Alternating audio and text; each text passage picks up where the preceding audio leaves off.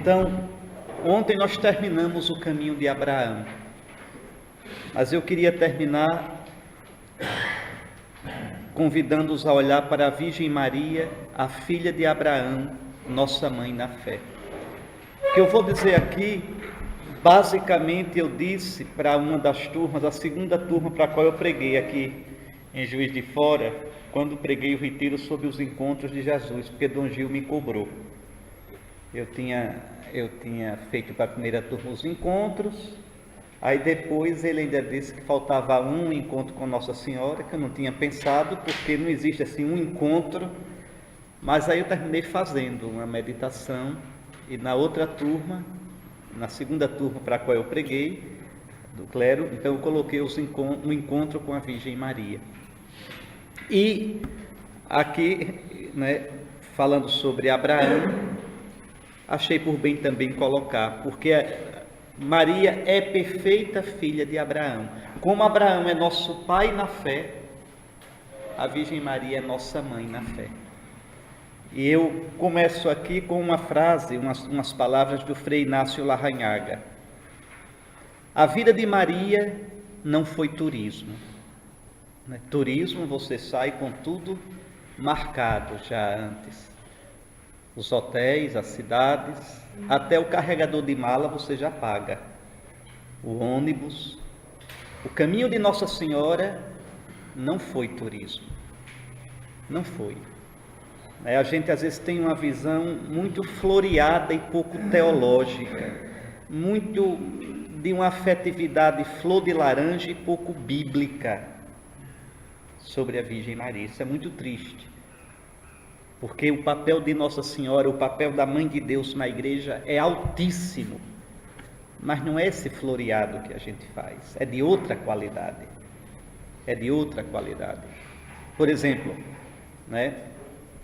a Via Sacra que nós fizemos, coloca umas coisas de Nossa Senhora que estão mais no lado da ilação, do afeto, do que como diz o Matuto Nordeste, falta substância. Ele diz assim, falta consistência bíblico-teológica. Então nós precisamos de uma mariologia de fibra, uma Virgem Maria como a Escritura e como a Igreja revela. Pois bem, a vida de Maria não foi turismo. Como todos nós, ela foi descobrindo o mistério de Jesus Cristo, com a atitude típica dos pobres de Deus: abandono, busca humilde, disponibilidade confiante. Também a mãe teve que ir peregrinando entre ruas vazias e vales escuros nessa vida, buscando pouco a pouco o rosto e a vontade do Pai, como nós. Não foi brincadeira o caminho de Nossa Senhora. As Escrituras Santas e a contínua tradição da Igreja costumam aproximar a fé de Abraão, o pai do antigo povo de Deus, da fé da Virgem Maria, mãe do novo Israel, que é a Igreja. Então é muito bonito, ligado ao antigo Israel, ao nascimento do antigo Israel, há um modelo na fé, o pai Abraão. Ligado ao nascimento da Igreja, há um outro modelo de fé, mais excelente que Abraão, a mãe, a Virgem Maria. Não é por acaso a palavra do anjo Gabriel à Virgem: para Deus nada é impossível. Eu já fiz referência a isso aqui durante o retiro. De onde vem essa palavra que Lucas coloca na boca de Gabriel? Ele pega do Gênesis 18. Trata-se efetivamente de uma referência da palavra do Eterno a Sara, a esposa de Abraão, que duvidou. Acaso existe algo de tão maravilhoso para o Senhor? Para Deus nada é impossível. Veja, Lucas vê aí em Maria uma nova Sara, mas a Sara que crê, a mãe do novo Israel. Veja, mãe da igreja. É interessante se a gente fosse pegar só nos evangelhos, o que os evangelhos dizem, não de modo direto, mas como os orientais fazem, como os homens da Bíblia fazem, de reminiscência sobre Nossa Senhora, estava para fazer uma ladainha. Para São Lucas, Maria é a Arca da Aliança. Veja, para São Lucas, Maria é a filha de Sião. Para São Lucas, Maria é a esposa do Altíssimo, é a nova videira. Então há toda uma verdadeira mariologia ali. Como aqui, veja, Maria é a nova Sara, é a verdadeira Sara. Acolhendo em pleno a perene consciência da Igreja, o Concílio Vaticano II afirmou que a Virgem Santíssima sobressai entre os humildes e os pobres do Senhor, que confiadamente dele esperam e recebem a salvação. O que significa, o que são esses pobres, esses humildes? Aqueles que, começando com Abraão, nosso pai, passando por todos os profetas de Israel, por todos os justos do Antigo Testamento, peregrinaram diante de Deus. Não colocaram condições, se deixaram guiar, se deixaram moer por Deus. Esses são os pobres. Esses são os pobres. Como o salmista diz, eu sou peregrino como todos os meus pais. Veja. Então Nossa Senhora é dessa, como Ana, que derrama o seu coração diante de Deus em Silo, como Isabel de Zacarias, estéril. Veja, as mães de Israel, como Judite, que confiando só em Deus enfrenta Holoferne, como Esther, que praticamente vê sua vida perdida ao aparecer diante do rei sem ser chamada, e confia no Senhor. Então Nossa Senhora se coloca nessa longa fila de homens, de mulheres, que caminharam, que peregrinaram diante de Deus. E ela se sobressai entre os humildes e pobres. E a gente vai ver por quê. O concílio afirmou por fim, de modo profundo e comovente, e a gente devia valorizar tanto essa afirmação, que também a bem-aventurada Virgem peregrinou no caminho da fé.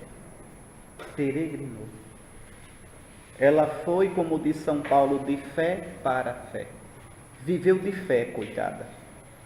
Acompanhemos, pois, de modo sucinto, vão ajeitando aí o português, esta impressionante peregrinação da Virgem fiel, que está na origem do novo Israel.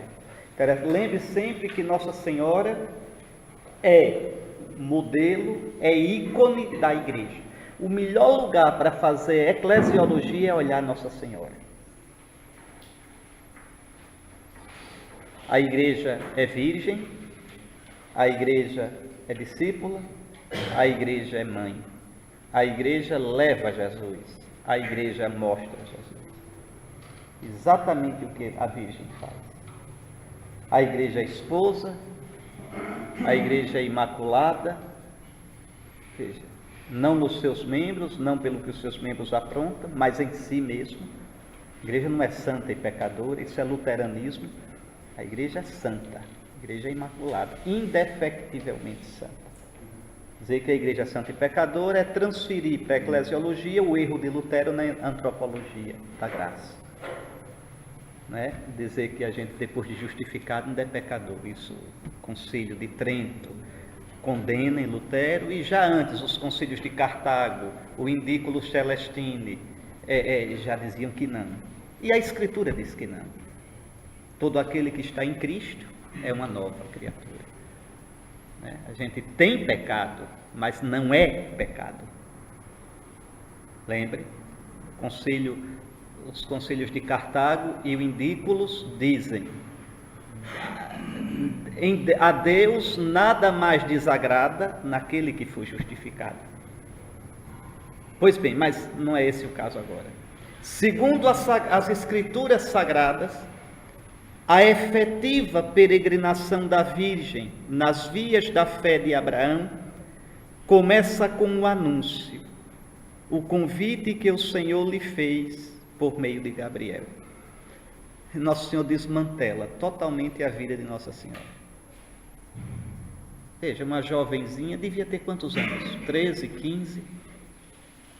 Como toda jovem da Galileia, certamente pensava em casar, em ter filhos. E aí Deus entra. Já estava prometida. Deus invade a vida de Maria. Invade. Ser a mãe do Messias de Israel. Aquele descendente de Abraão, que reinaria na casa de Jacó para sempre. Uma coisa muito bonita é o realismo de Nossa Senhora. Sua fé, sua total abertura para o Deus Santo de Israel não a afasta do concreto de sua situação e das implicações de sua escolha. Veja, ela não é desposada ainda. Ela é virgem. Maria não é uma deslumbrada. Uma mulher muito realista. Como é que vai ser isso? Eu não conheço homem algum. Veja, tem um problema, Gabriel. Eu não conheço homem. Veja, não é uma tonta, uma deslumbrada. A resposta de Gabriel é inaudita, absolutamente improvável, senão impossível. O Espírito Santo, o Espírito do Deus de Israel, o Espírito no qual tudo foi criado, o Espírito que abriu o mar vermelho, aquele vento siroco que Deus sopra, imagem do Espírito, o mesmo que é soprado nas águas do batismo. Pois bem, o Espírito de Deus, o Espírito do Eterno virá sobre ti, o poder do Altíssimo, isso aqui lembre da poética bíblica, isso aqui é quase que são 2 versos, paralelismo, né? O Espírito virá sobre ti, o poder do Altíssimo te cobrirá. Ou seja, o Espírito é o poder do Altíssimo, o poder do Altíssimo é o Espírito. Vai te cobrir com a sua sombra, como cobriu a tenda de reunião, como cobriu o Monte Sinai. Veja, a Shekinah, a presença luminosa de Deus, gloriosa, vai te cobrir. Que coisa impressionante. Ali está a nova tenda, outro título da ladainha, tenda de reunião, ou até monte onde a lei é dada. Lembre que o Monte Sinai é coberto por uma nuvem, trovões, relâmpagos, é o Espírito de Deus, a glória de Deus, a Shekinah de Deus. O santo que nascer de ti será chamado Filho de Deus. É uma teofania que vai acontecer na Virgem Maria. Vejam, é uma coisa inaudita. O anjo fala, Deus tinha feito mulheres estéreis conceber. Sara, Ana, Rebeca, tantas outras. Mas aqui não era um estéril conceber. Aqui é uma virgem conceber. E o anjo lhe dá um sinal. Maria não pede, mas o anjo dá, né? A gravidez da parente idosa e estéril, como Sara, mãe de Israel, pois para Deus nada é impossível. Não foi impossível tornar fecundo o ventre de Sara, não será impossível tornar fecundo o ventre da Virgem.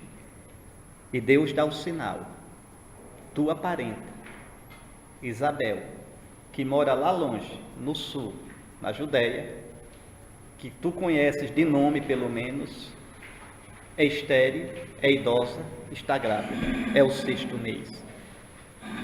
Notícias assombrosas. E José, o que diria? Veja, não é brincadeira.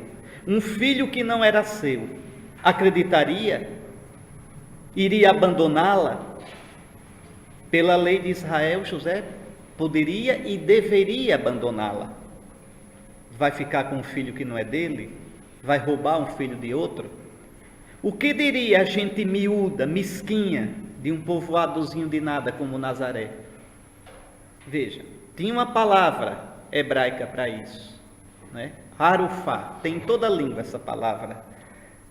Uma mulher que aparece grávida de um filho que não é do marido, não é um nome bonito. Depois vocês procuram a tradução, né?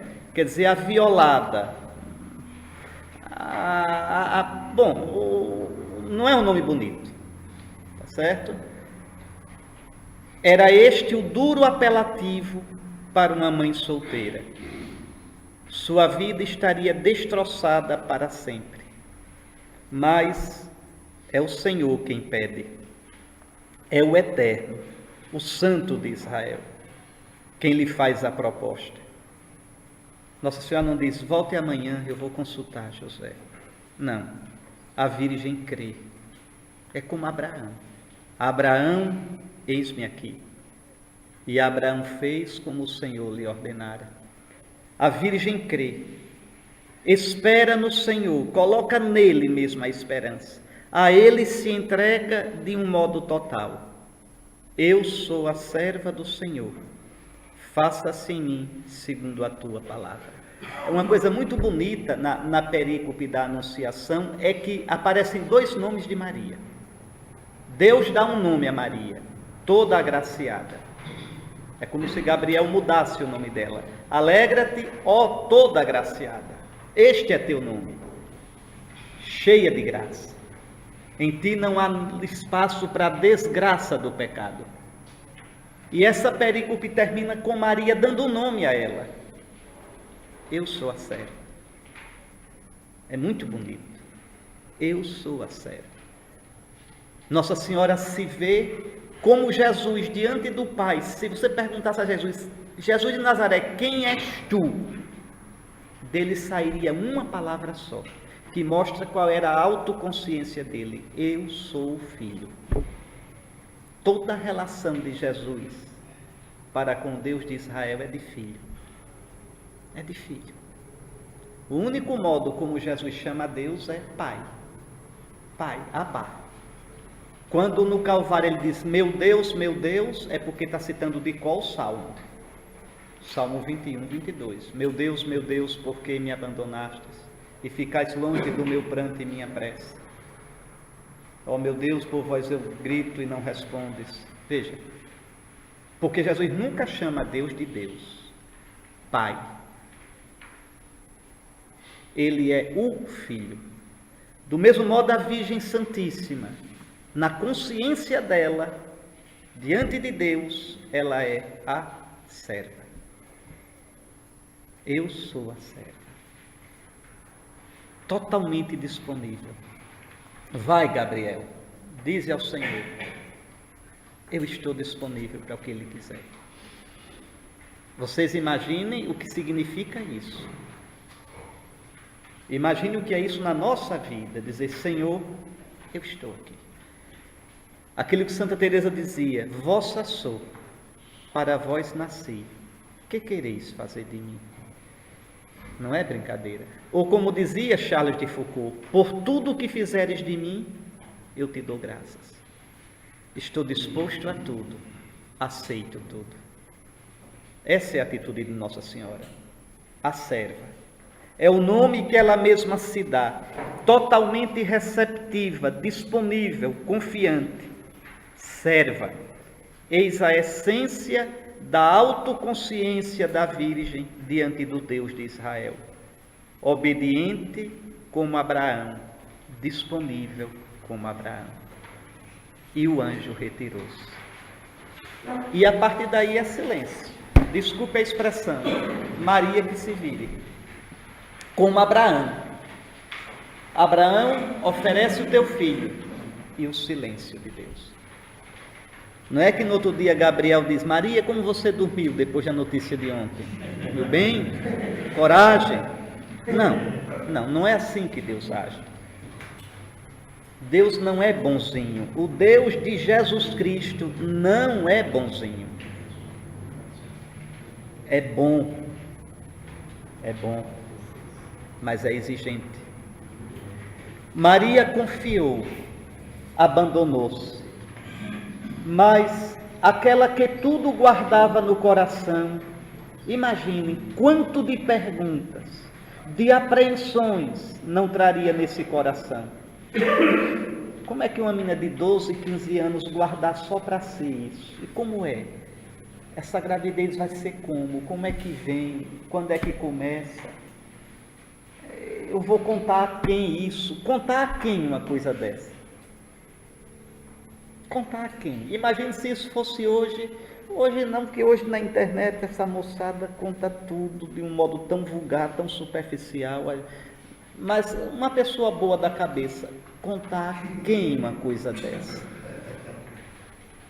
Dizer, olha, ontem Nosso Senhor me revelou que eu estou grávida e não é do noivo. E de quem é? Não foi um anjo, vou dizer ao padre. O que é que o padre diria? Diria, minha filha, eu sei qual é o anjo. Veja, você tem coisas, vocês não imaginam a solidão de um profeta.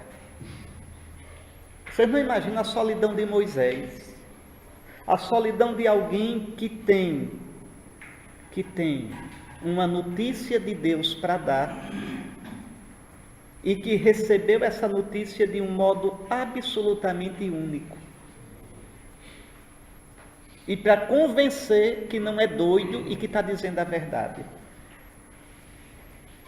É um negócio tão apavorante, é uma solidão tão grande. Com quem Maria podia conversar?